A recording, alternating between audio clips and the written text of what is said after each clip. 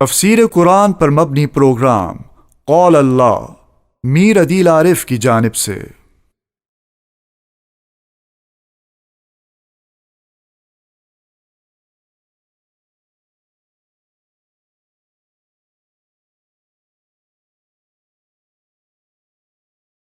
اعوذ باللہ من الشیطان الرجیم بسم اللہ الرحمن الرحیم ان الذین کفروا ینادون لمقت اللہ اکبر من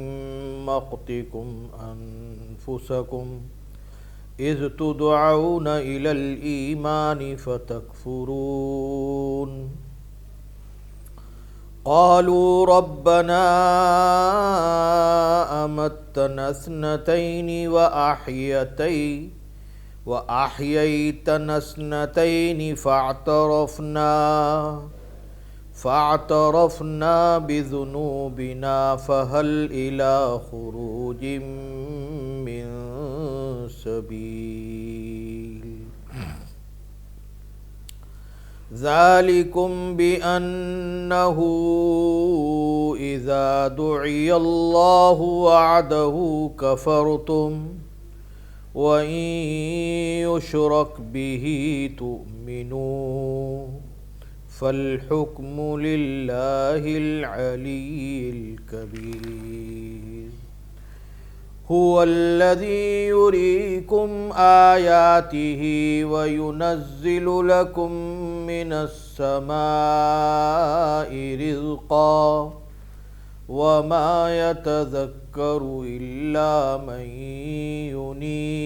ينيب فادعوا الله مخلصين له الدين ولو كره الكافرون رفيع الدرجات ذو العرش يلقي الروح من أمره على من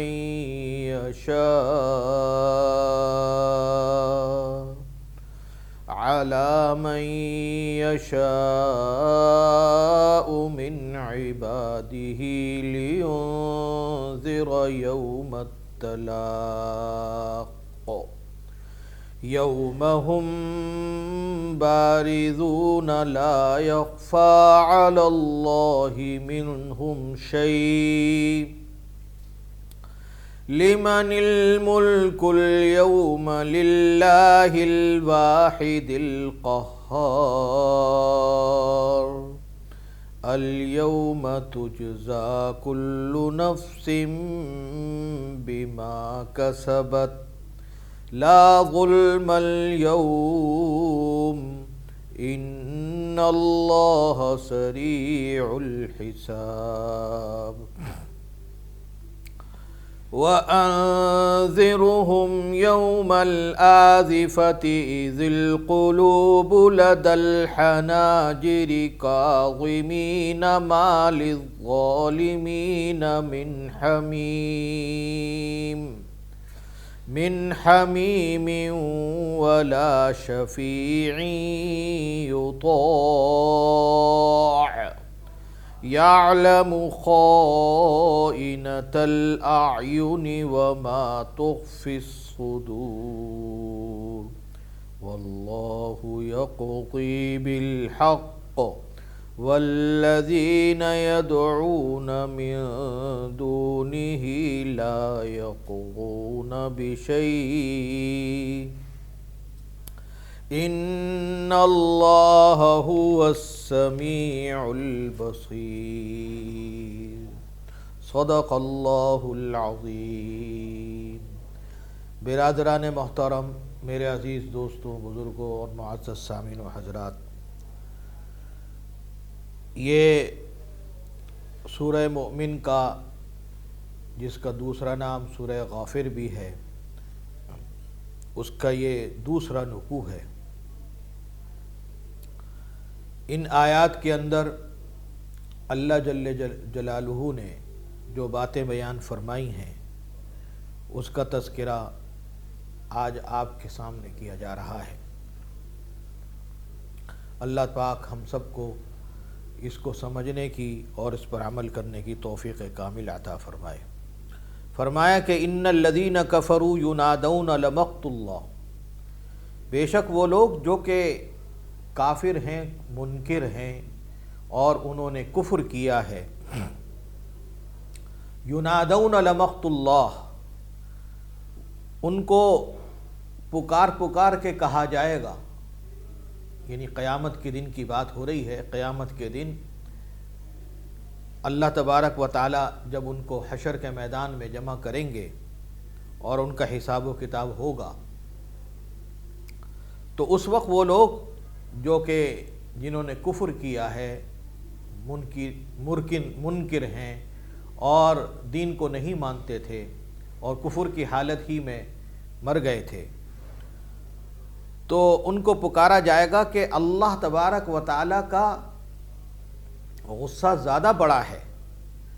تمہارے غصے سے جو تم اپنے نفسوں سے کر رہے ہو، کہ جب تم کو ایمان کی جانب بلایا جاتا تھا تو تم اس کا انکار کرتے تھے۔ واقعہ یہ ہے کہ جب یہ وہاں پہ پہنچیں گے اور جہنم میں پہنچائے جائیں گے، جہنم میں ڈال دیے جائیں گے، تو اس وقت یہ اپنی غلطی کی بنیاد پر کہ انہوں نے کیوں بات نہ مانی اور کیوں دین کے راستے پہ نہ آئے، کیوں اللہ تبارک و تعالیٰ کی بات نہ مانی اور اطاعت کیوں نہیں کی، تو اس بنیاد پر اپنے آپ پر غصے ہوں گے۔ جیسے کوئی آدمی اپنی جی میں غصہ ہوتا ہے اپنی غلطی پر، کوئی غلطی کر دی تو غلطی کرنے کی بنیاد پر جو پریشانیاں پیش آئیں تو بسا اوقات انسان اپنی جی میں اس کو محسوس کر کے اپنے اوپر ناراض ہوتا ہے اور پریشان ہوتا ہے کہ کاش کہ میں ایسا نہ کرتا۔ ایسے ہی یہ صورتحال بھی پیش آئے گی ان جہنمیوں کو کہ جب ہر طرف سے عذاب دیکھیں گے، کہیں سانپ بچھو ہے، کہیں آگ ہے، کہیں پیپ ہے، کہیں کھولتا ہوا خون ہے اور کہیں کھولتا ہوا گرم پانی ہے، وغیرہ وغیرہ بے شمار اجناس ہیں عذاب کے، تو اس وقت وہ بیزار ہوں گے اپنے آپ سے اور اپنے آپ کو کوسیں گے اور اپنے آپ کو غصے سے کہیں گے کاش کہ ہم مان لیتے اور کاش کہ ہم نبیوں کی بات مان لیتے، اپنے علماء کی، صلحاء کی، اپنے ماں باپ کی، سمجھانے والوں کی بات مان لیتے، لیکن ہم نے نہیں مانا، تو جس کی بنیاد پر کفر پہ مر گئے اور آج اتنا برا ہمارے ساتھ یہ سلوک ہو رہا ہے۔ تو اس وقت جس وقت یہ پکار کے اپنے آپ کو کہیں گے تو بعض اوقات روایت میں آتا ہے کہ ایک کی روایت میں آتا ہے کہ اپنے ہاتھوں کی انگلیاں بھی کاٹ لیں گے، اپنے ہاتھوں کی انگلیاں بھی غصے کے مارے کاٹ لیں گے، کاش کہ ہم بات مان لیتے۔ تو اس وقت اللہ تبارک و تعالی کی جانب سے بھی آواز دی جائے گی ان کو اور کہا جائے گا کہ ارے بھائی، یہ تمہارا غصہ جو تم اپنے نفسوں کے ساتھ کر رہے ہو، اپنے جی میں کر رہے ہو، اس سے زیادہ تو غصہ اس وقت اللہ تبارک و تعالیٰ کو آتا تھا تمہارے اوپر جس وقت کہ تم دنیا کے اندر اللہ کی بات نہیں مانتے تھے، اللہ کی اطاعت نہیں کرتے تھے اور اللہ کو ناراض کرتے تھے۔ تم کو علماء، صلحاء، نیک لوگ بلاتے کہ دیکھو یہ کام دین کے حق میں ہے، ایسا کام کرو، نماز پڑھو اور غلط کام مت کرو، حرام نہ کھاؤ اور بلند راستے کی طرف، اچھے راستے کی طرف چلو، خراب راستے کی طرف نہ چلو، لیکن تم مانتے نہیں تھے تو اللہ تبارک و تعالیٰ کو غصہ آتا تھا کہ دیکھو مانتے نہیں۔ انبیاء علیہم السلام ناراض ہوتے تھے، علماء ناراض ہوتے تھے، علماء کو غم ہوتا تھا، انبیاء کو غم ہوتا تھا کہ ہماری بات کیوں نہیں مانتے۔ تو اس وقت جب اللہ تبارک و تعالیٰ کو غصہ آتا تھا تو تمہیں تو فکر تھی نہیں، اور آج اپنے جی کے اندر تم غصہ کر رہے ہو، تو ذرا اس وقت کو یاد کرو کہ جب تم اللہ کو ناراض کر رہے تھے، اس وقت کو یاد کر کے سوچو کہ اس وقت کیا عالم تھا اللہ تبارک و تعالیٰ کی ناراضگی کا، جو آج تم اپنے آپ کے اوپر کر رہے ہو۔ تو اس کے بعد یہ کہیں گے کہ قالوا ربنا امتنا اثنتین واحییتنا اثنتین، کہیں گے کہ اے رب ہمارے، آپ نے ہمیں 2 مرتبہ تو موت دی اور 2 مرتبہ زندہ کیا، ہم اپنے گناہوں کا اعتراف کرتے ہیں، فہل الی خروج من سبیل، پس کوئی راستہ ہمارے یہاں سے نکلنے کا نکال دیجئے تاکہ ہم اب جا کے اچھا کام کریں اور صحیح کام کریں، آپ کی بات مانیں، کوئی بات نکال دیں۔ جیسے کوئی آدمی جیل میں پہنچ جائے تو اب جیل میں کوئی صورت نہیں ہے نکلنے کی، تو آدمی منت سماجت کرتا ہے دوسروں کی کہ بھائی مجھے یہاں سے نکلوا دو، اور کتنا ہی تم لے لو مجھ سے، لیکن مجھے یہاں سے نکلوا دو تاکہ مجھے سزا نہ ملے۔ تو ایسا ہی یہ وہاں پر وہ بھی اللہ تبارک و تعالیٰ کے سامنے اعتراف کریں گے، اللہ کے سامنے وہ اعتراف کریں گے کہ یا اللہ آپ نے ہمیں 2 مرتبہ تو موت دی، ایک مرتبہ تو موت جب کہ ان کا شعور اور جسم بن چکا تھا ماں کے پیٹ میں، لیکن ابھی زندگی نہیں آئی تھی، اس میں بننا شروع ہو گئے تھے، وہاں پہ ہاتھ پیر بننا شروع ہو گئے تھے، لیکن ابھی جان نہیں پڑی تھی۔ ایک موت تو وہ ہے، اور ایک موت وہ ہے جب کہ دنیا کے اندر آئے اور دنیا کے اندر سے جب جانے لگے تو اس وقت موت آئی۔ تو یہ 2 موتیں ہو گئیں کہ آپ نے ہمیں 2 مرتبہ موت دی، ایک مرتبہ پیدائش سے پہلے اور ایک مرتبہ پیدائش کے بعد جب ہم دنیا سے جانے لگے تو آپ نے اس وقت میں موت دی، اور 2 ہی مرتبہ آپ نے ہمیں زندہ کیا، ایک ماں کے پیٹ سے نکل کے آپ نے ہمیں زندہ کیا، اور ایک اب جب ہم آپ کے سامنے اس وقت موجود ہیں حشر کے میدان میں، اس وقت آپ نے ہمیں زندہ کیا۔ تو ہمیں اس بات کا اعتراف ہے کہ آپ نے ہمیں 2 مرتبہ موت دی اور 2 مرتبہ آپ نے زندہ کیا، اور ہم اپنے گناہوں کا بھی اعتراف کرتے ہیں کہ واقعتاً ہم نے شرک کیا، کفر کیا اور بات نہ مانی، فسق و فجور میں مبتلا ہوئے، یہ بھی ہم مانتے ہیں، لیکن بات وہی ہے کہ اب ہمارے لیے کوئی راستہ آپ پیدا فرما دیجئے اور ہمیں یہاں سے نکال دیجئے، جہنم سے نکال کے کچھ دیر کے لیے اپنی اطاعت کا وقت ہمیں دے دیجئے۔ اس پر اللہ تعالیٰ جواب دیں گے، ذالکم بأنہ اذا دعی اللہ وحدہ کفرتم، یہ تمہارے اوپر اس واسطے ہے کہ جب پکارا جاتا تھا، جب اللہ تبارک و تعالیٰ نے جب پکارا کسی نے اللہ کو اکیلا، یعنی جب کوئی آدمی بلاتا تھا دین کی جانب اور اللہ کی جانب بلاتا تھا کہ بھئی اکیلے اللہ کو مانو اور اللہ کی اطاعت کرو، تو تم اس کا انکار کرتے تھے، تم اس کی ناشکری کرتے تھے۔ وَإِن يُشْرَكْ بِهِ تُؤْمِنُوا، اور جب کوئی شریک کرنے کو بلاتا تو اس کی بات کو مان لیتے اور اس کے اوپر ایمان لے آتے۔ مطلب یہ ہے کہ جب خراب کام ہو رہے ہوتے تو خراب کاموں کی تو اطاعت کرتے، اور اچھے کام ہو رہے ہوتے تو اچھے کاموں کی اطاعت نہیں کرتے۔ مطلب یہ ہے کہ کہیں پر دین کا بیان ہو رہا ہے، نماز ہو رہی ہے اور دین کے کام ہو رہے ہیں، دین کی تبلیغ ہو رہی ہے، وعظ ہو رہا ہے، وہاں سے تو تم بھاگتے تھے، اور جب کوئی آدمی برا کام کر رہا ہوتا تھا اور برے کام کی طرف بلاتا تھا تو اس کے اوپر آمین کہتے تھے اور اس کے ساتھ مل جاتے تھے۔ تو ذرا یہ بھی تو سوچو کہ اچھے کاموں سے تم بھاگتے تھے اور برے کاموں کی طرف تم دوڑتے تھے، تو پھر یہ سمجھ لو کہ فالحکم للہ العلی الکبیر۔ تو اگر تم اس وقت یقین لاتے اور اس وقت مان لیتے تو ٹھیک تھا، لیکن چونکہ اس وقت نہیں مانا تو اب تو حکم وہی ہوگا جو کہ اللہ کا ہے اور جو کہ سب سے بڑا ہے اور سب سے بلند تر ہے، اسی کا حکم ہوگا۔ یعنی اب تم کو دائمی جہنم کے اندر رہنا ہوگا، اور جہنم کے اندر سے اب تم نکلو گے نہیں،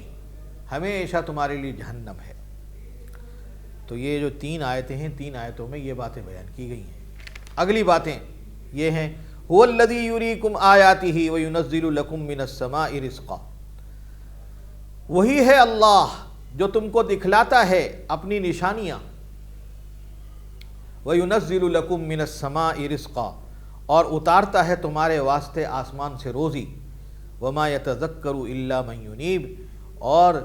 اس کے اندر غور و فکر وہی کرتا ہے جو کہ جس کے اندر رجوع کا مادہ ہو۔ کیا مطلب اس بات کا؟ مطلب یہ ہے کہ علماء، صلحاء، انبیاء، صحابہ سب اور قرآن کریم یہ سب باتیں آپ کو جب سکھاتے ہیں کہ دیکھو اللہ تعالیٰ کی بات مانو، اور اللہ تعالیٰ نے جو نشانیاں دکھائی ہیں اس پر یقین لے کر آؤ، اور اللہ تعالیٰ نے ہی تمہارے لیے آسمان سے روزی اتاری ہے، اس کا یقین کرو، تو اس کے اندر غور و فکر وہی کرتا ہے جس کے اندر رجوع کرنے کا مادہ ہو۔ اور جس کے اندر تکبر کا مادہ ہو، ضد کرنے کا مادہ ہو، عناد کا مادہ ہو، اور اللہ سے جڑنے کے بجائے منہ موڑنے کا مادہ ہو، وہ آدمی کبھی بھی رجوع نہیں کرتا اور کبھی بھی سوچتا نہیں۔ تو غور و فکر وہی کرتا ہے جس کے اندر انابت کا مادہ ہو اور رجوع کرنے کا مادہ ہو۔ فَادْعُوا اللَّهَ مُخْلِصِينَ لَهُ الدِّينَ، پس پکارو اللہ کو خالص کر کے، اسی کے واسطے ہے بندگی، اگرچہ کافر لوگ برا مانے۔ مطلب یہ ہے کہ دنیا کے اندر تمہارے چاہنے والے بھی بہت ہیں اور تمہاری برائی کرنے والے بھی بہت ہیں۔ اب تم اس میں یہ دیکھو کہ میں جن کے ساتھ چلتا ہوں وہ میں اللہ تبارک و تعالیٰ کی مرضی کے مطابق چل رہا ہوں یا اللہ تعالیٰ کی مرضی کے مطابق نہیں چل رہا ہوں۔ اگر اللہ تعالیٰ کی مرضی کے مطابق چل رہے ہو تو یاد رکھو کہ انشاءاللہ تم کو فائدہ ہوگا، اور اگر تم نے بات مان لی تو تم کو اللہ تبارک و تعالیٰ اونچے درجے پہ پہنچائیں گے، بلند درجے پہ پہنچائیں گے۔ اور اگر تم نے اس بات کو یعنی اللہ تعالیٰ کی بات مان کے اور نیک لوگوں کی صحبت کو اختیار کر کے تم نے اپنا اچھا مقام پیدا کر لیا، اور کافر لوگ اور برے لوگ اگرچہ تم سے ناراض ہو جائیں تو ہوا کرے، وہ کئی مرتبہ ان کا کام ہی ہے یہ ناراض ہونا۔ جب کوئی اچھا کام کرتا ہے تو جو اچھا کام نہیں کرتا ان کو تو اپنا دوست بناتے ہیں، جو اچھا کام کرتا ہے ان کے دشمن ہو جاتے ہیں۔ تو فرمایا کہ بس اب ان باتوں کے بعد تم کو چاہیے کہ اللہ کی جانب رجوع کرو اور اللہ تبارک و تعالیٰ کو خالص کر کے اسی کو پکارو، اخلاص کے ساتھ پکارو، پھر اس کی پرواہ نہ کرو کہ کون آدمی مجھے برا کہے گا، کون آدمی مجھے غلط کہے گا، کون آدمی مجھے برا کہے گا۔ تو بس یہ کرو۔ مجھے اس سلسلے میں ایک واقعہ تھوڑا سا یاد آتا ہے، وہ میں آپ کو سناتا چلوں۔ جب نیا نیا دین آیا تو حضور پاک صلی اللہ علیہ وسلم کے پر ایمان لانے والے بہت کم تھے۔ حضرت ابوبکر صدیق رضی اللہ تعالیٰ عنہ تھے، اور اسی طریقے سے حضرت علی رضی اللہ تعالیٰ عنہ تھے، حضرت خدیجہ رضی اللہ تعالیٰ عنہا تھیں، کم لوگ تھے، لیکن آپ صلی اللہ علیہ وسلم محنت میں لگے ہوئے تھے۔ ہر طرف سے مخالفت تھی، جو قریش کے اپنے قبیلے کے لوگ تھے وہ بھی مخالفت کرتے تھے، لیکن آپ صلی اللہ علیہ وسلم دین کی محنت میں لگے رہتے تھے۔ حالانکہ پاس کوئی ایسی بات نہیں تھی، نہ روزی کمانے کے لیے کوئی ذریعہ تھا اور نہ ہی کوئی ایسا ذریعہ تھا، نہ ماں باپ تھے زندہ، لیکن اس کے باوجود اللہ تبارک و تعالیٰ کا دین پھیلانے کے اندر مسلسل لگے رہتے تھے۔ تو جب حضرت عمر فاروق رضی اللہ تعالیٰ عنہ ایمان لے کر آ گئے تو اسلام کو ذرا بڑی قوت ہوئی، اور قوت اس طرح ہوئی کہ پہلے لوگ جو ہے خفیہ طور پہ عبادت کرتے تھے، اب علانیہ طور پہ کرنے لگے۔ پہلے کھلم کھلا نماز نہیں پڑھی جاتی تھی، کھلم کھلا تلاوت نہیں کی جاتی تھی، اب لوگ کھلم کھلا تلاوت کرنے لگے، اور کوئی اگر بری بات کہتا یا کوئی غلط بات کہتا تو حضرت عمر فاروق رضی اللہ تعالیٰ عنہ اس کے آڑے آ جاتے۔ تو اس سے پہلے کتنی تکلیفیں مسلمانوں کو ہوئیں، لیکن مسلمان بس اللہ تبارک و تعالیٰ کی رضا کے لیے کرتے رہے کام۔ تو حضرت ابو بکر صدیق رضی اللہ تعالیٰ عنہ نے بہت بڑا کام کیا اس زمانے میں، جس زمانے میں حضرت عمر فاروق رضی اللہ تعالیٰ عنہ ایمان لے کے نہیں آئے تھے اور ایماندار لوگ بہت کم تھے۔ تو حضرت ابو بکر صدیق رضی اللہ تعالیٰ عنہ یہ کام کرتے تھے، بتاتے کسی کو نہیں تھے، لیکن کرتے یہ تھے کہ جو اللہ تعالیٰ نے ان کو مال دیا تھا، جو بھی اللہ تبارک و تعالیٰ نے ان کو مال عطا فرمایا تھا، اس کے ذریعے سے غلاموں کو آزاد کرتے۔ وہ غلام جو دوسروں کی قید میں تھے اور مسلمان ہو گئے تھے، تو مسلمان ہونے کے بعد وہ نمازیں پڑھتے اور قرآن کریم کی تلاوت کرتے، تو کفار ان کو مارا کرتے تھے، تپتی ریت میں لٹا دیا کرتے تھے، پھر صرف لٹانا ہی کافی نہیں بلکہ ان کے اوپر آگ جلا دیا کرتے تھے، اور اسی طریقے سے اور بھی طرح طرح کی تکلیفیں ان کو پہنچاتے تھے۔ تو حضرت ابو بکر صدیق رضی اللہ تعالیٰ عنہ خالص اللہ تعالیٰ کے لیے کسی کو بتاتے نہیں تھے کہ میں یہ کام کر رہا ہوں، بس غلام کو خریدتے اور اس کو آزاد کر دیتے۔ تو قرآن کریم یہی کہہ رہا ہے کہ جب اللہ کو پکارو تو خالص کر کے اسی کے واسطے، کسی کو بتاؤ نہیں، شہرت نہ کرو کہ میں یہ کر رہا ہوں فلاں کر رہا ہوں۔ اس لیے فرمایا کہ اوپر کا ہاتھ سے جب کسی کو صدقہ دو، کسی کو اللہ کے نام کی کوئی چیز دو، تو نیچے کے ہاتھ کو پتہ نہ ہو، اس طرح دو کہ یعنی نہ تو اس کو گاتے پھرو، جیسے آج کل بعض لوگوں کا شیوہ یہ ہے کہ جب کسی کو کی مدد کوئی کرتے ہیں یا کوئی اس کی ساتھ کوئی اچھا سلوک کرتے ہیں تو 10 جگہ گاتے ہیں اس کو کہ میں نے فلانے کے ساتھ یہ کام کیا، یہ کام کیا۔ تو یہ اخلاص کے خلاف ہو گیا نا۔ اخلاص کے ساتھ اگر کوئی کام ہوگا تو اللہ تبارک و تعالیٰ اس کو چمکاتا ہے۔ جو آدمی اخلاص کے ساتھ کام نہیں کرتا تو اللہ تبارک و تعالیٰ اس کو نہیں چمکاتا۔ اب نورانی قاعدہ ہے، نورانی قاعدہ ہے تو یہ مشکل سے 10-12 صفحے کا ہے۔ قاری نور محمد صاحب رحمۃ اللہ علیہ نے لکھا تھا، جس کا نام ہے نورانی قاعدہ۔ آج پوری دنیا کے اندر جب تک اس کو نہیں پڑھا جاتا قرآن کریم نہیں شروع کیا جاتا۔ قرآن کریم پڑھنے سے پہلے، سیکھنے سے پہلے یہ سکھایا جاتا ہے۔ اب کہنے کو تو یہ 10-15 صفحے کی چھوٹی سی کتاب ہے، لیکن اخلاص کے ساتھ لکھی تھی۔ اللہ تبارک و تعالیٰ نے قرآن پڑھنے والے کے لیے پہلے لازم کر دیا کہ پہلے قرآن کریم سیکھو گے تو پہلے اس کو پڑھو گے، اس کے پڑھنے کے بعد ہوگا، کیونکہ انہوں نے اخلاص سے کام کیا تھا۔ اخلاص سے کام کرنے کی وجہ سے اللہ تبارک و تعالیٰ نے ان کو یہ درجہ عطا فرمایا۔ تو قرآن کریم یہ کہہ رہا ہے یہاں پہ، یہ آیت یہ کہہ رہی کہ اللہ کو پکارو، اللہ کو خالص کر کے اس کی بندگی، اور اس کے بعد پھر دنیا برا مانے، کافر لوگ برا مانے، منکرین برا مانے تو پرواہ نہ کرو اس کی۔ رفیع الدرجات ذو العرش، وہی ہے اونچے درجے والا اور عرش والا، یلقی الروح من امرہ علی من یشاء، اپنی بھید کی باتیں اپنے حکم سے جس پہ چاہتا ہے اتارتا ہے، جس پہ چاہتا ہے اتار دیتا ہے، اپنے بندوں میں سے جس پہ چاہے اتارتا ہے۔ لینذر یوم الطلاق، تاکہ وہ ڈرائے اس ملاقات کے دن سے، یعنی حشر کے دن سے۔ یہاں پہ لفظ آیا ہے رفیع الدرجات، اس کے بارے میں مفسرین اکرام نے یہ فرمایا کہ یہاں پہ رفع درجات، یہ اس کے معنی کیا ہیں؟ اللہ تبارک و تعالیٰ کے درجات بلند ہیں۔ تو بعض حضرات نے تو اس کو اللہ تبارک و تعالیٰ کی صفات سے معبر فرمایا ہے، یعنی مطلب یہ ہوئے رفیع الدرجات کے ای رفیع الصفات، یعنی مطلب یہ کہ اس کی صفات کمال سب سے زیادہ رفیع الشان ہے، رفیع الشان ہیں۔ یعنی امام ابن کثیر رحمہ اللہ نے تو یہ فرمایا کہ اس سے مراد اللہ تبارک و تعالیٰ کا جو عرش ہے، جو بلند ہے، اس کی رفعت کا بیان ہے کہ وہ تمام زمینوں پر حاوی ہے، تمام آسمانوں پر حاوی ہے، اور سب کے اوپر بمنزلہ چھت کے ہے۔ جیسے کہ سورہ معارج قرآن کریم کی ایک سورت ہے، اس کے اندر آتا ہے من اللہ ذی المعارج تعرج الملائکۃ والروح الیہ فی یوم کان مقدارہ 50,000 سنہ۔ تو بعض حضرات نے تو یہ فرمایا، بعض حضرات مفسرین نے، کہ اس سے مراد صفات، یعنی اللہ تبارک و تعالیٰ کی صفات کمال،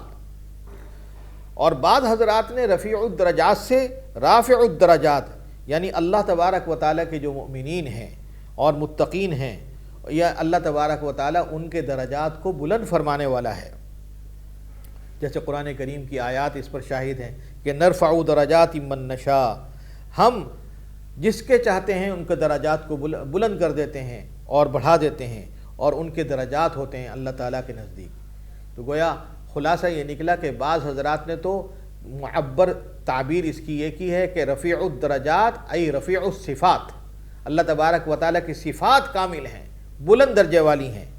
اور بعض حضرات نے فرمایا کہ اس کے مراد یہ ہے کہ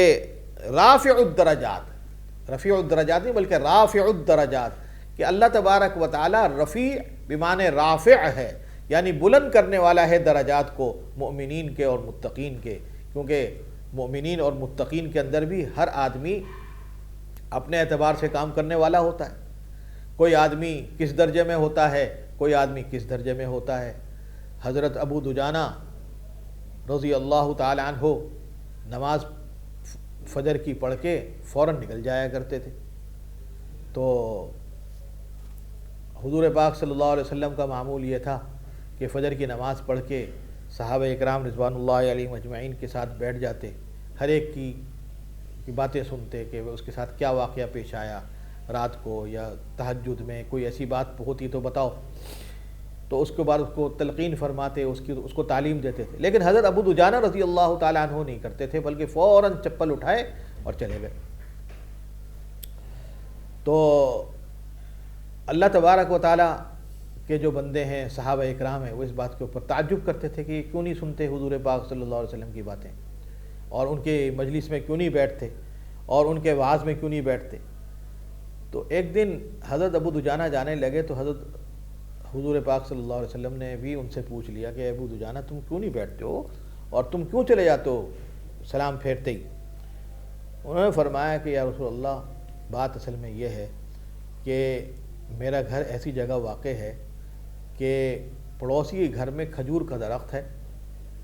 اور کھجور کی اکثر شاخیں میرے گھر کی جانب لٹک رہی ہیں۔ اب وہ پڑوسی کے گھر میں ہے، میں کاٹ بھی نہیں سکتا، تو لہذا ہوتا یہ ہے کہ رات کو ہوا سے بہت ساری کھجوریں وہاں پہ گر جاتی ہیں میرے گھر میں،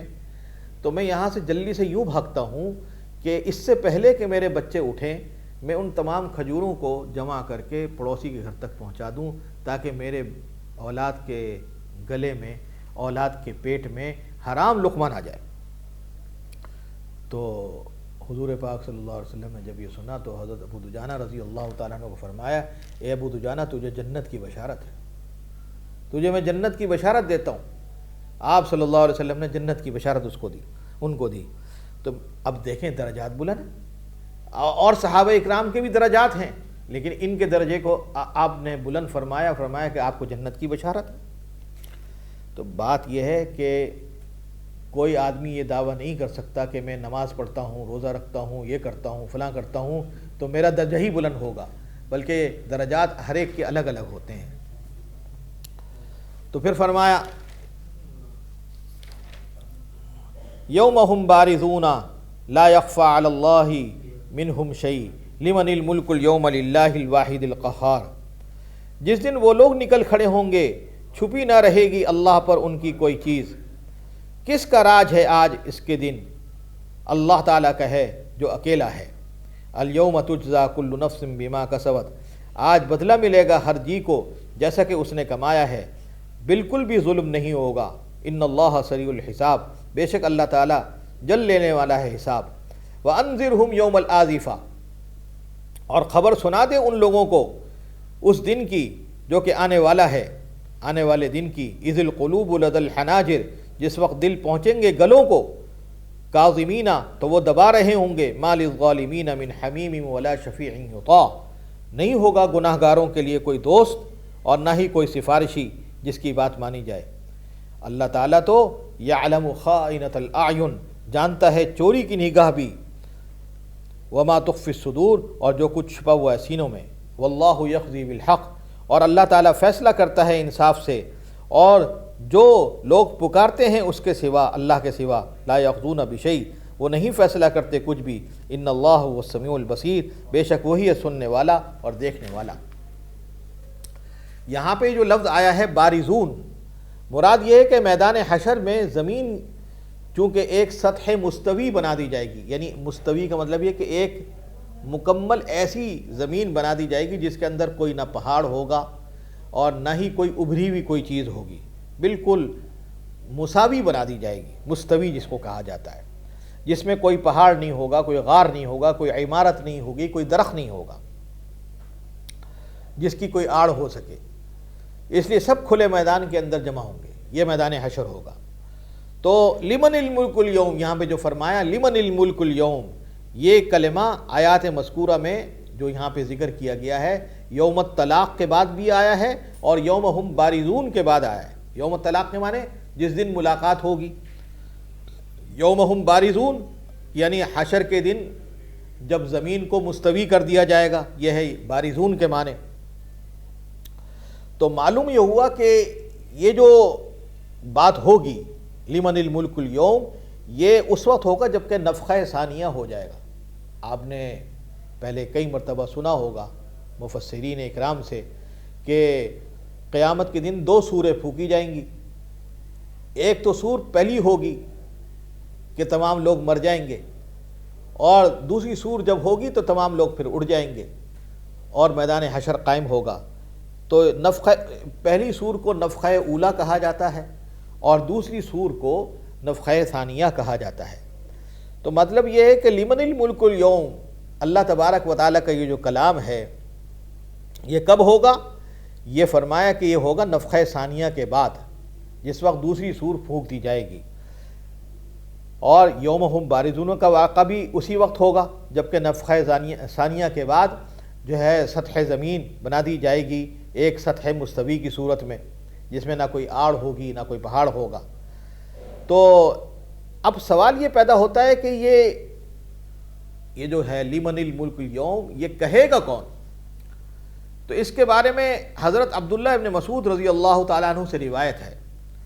کہ وہ یہ فرماتے ہیں کہ تمام آدمی ایک صاف زمین پہ سب جب جمع ہو جائیں گے، اور ایسی وہ زمین ہوگی جہاں پر کسی نے کوئی گناہ نہ کیا ہو، تو اس وقت ایک منادی،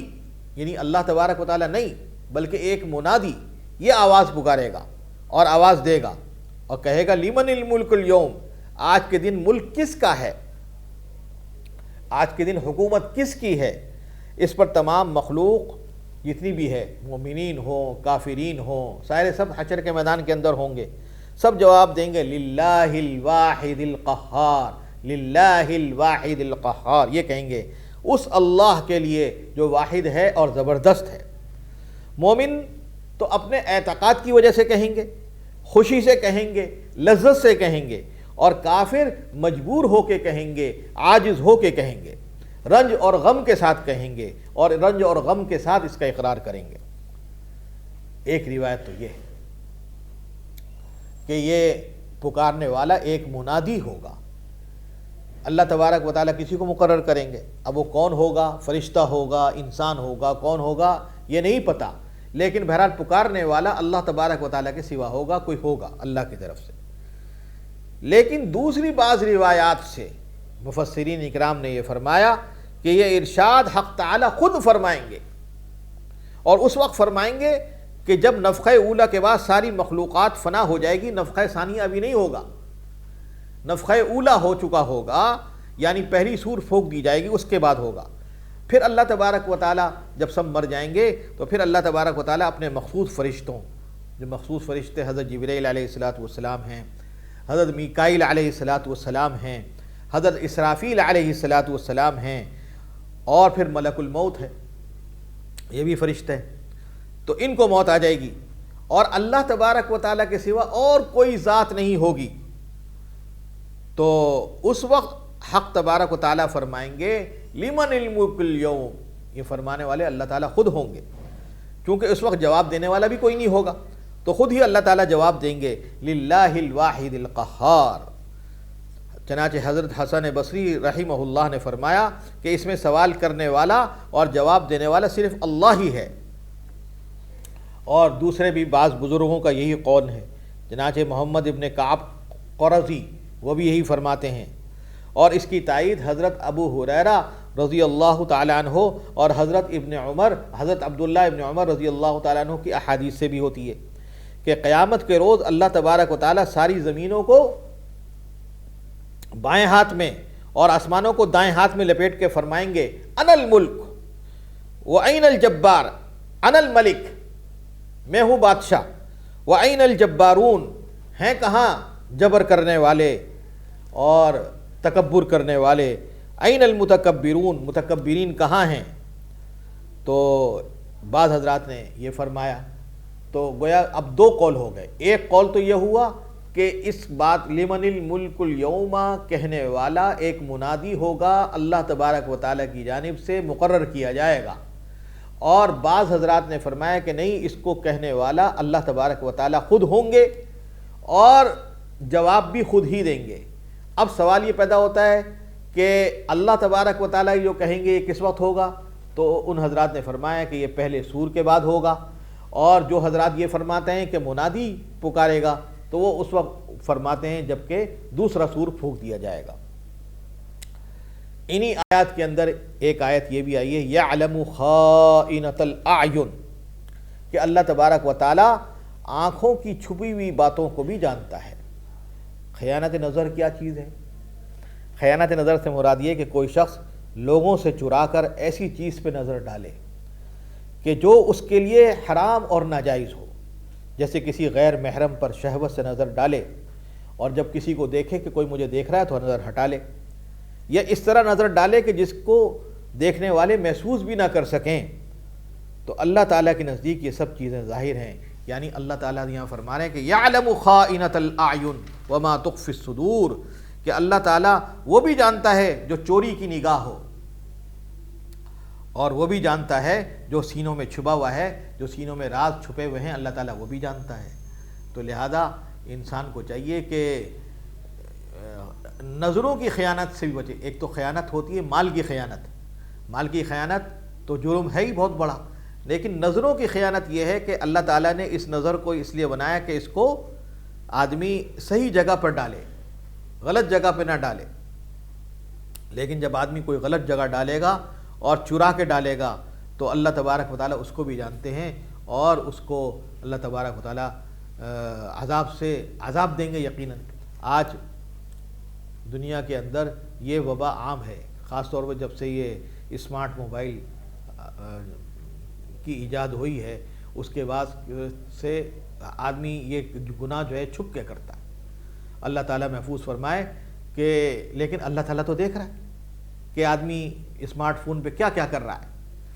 لہذا اس سے جب بھی ہاتھ میں لیں اس وقت ہمیں سوچنا چاہیے کہ اس آیت کو ذہن میں رکھنا چاہیے، یعلم خائنۃ الاعین وما تخفی الصدور، یعلم خائنۃ الاعین۔ ارے میں کہتا ہوں کہ کم از کم ایک مرتبہ پڑھ ہی لیں، جب موبائل لیں ہاتھ میں تو ایک مرتبہ پڑھ ہی لیں، یعلم خائنۃ الاعین وما تخفی الصدور۔ یا اللہ آپ ہماری جو نظروں کی خیانت ہے وہ بھی جانتے ہیں، اور جو ہمارے سینوں میں چھپا ہے وہ بھی جانتے ہیں۔ لہذا یہ جو میں نے ہاتھ میں لیا ہوا ہے اس کو مجھے صحیح استعمال کی توفیق عطا فرما، اور برے استعمال سے ہمیں اس کو بچا کے رکھ، مجھے بھی بچا کے رکھ اور میرے گھر والوں کو بھی بچا کے رکھ۔ اللہ تعالی ہم سب کو ان آیات کے اوپر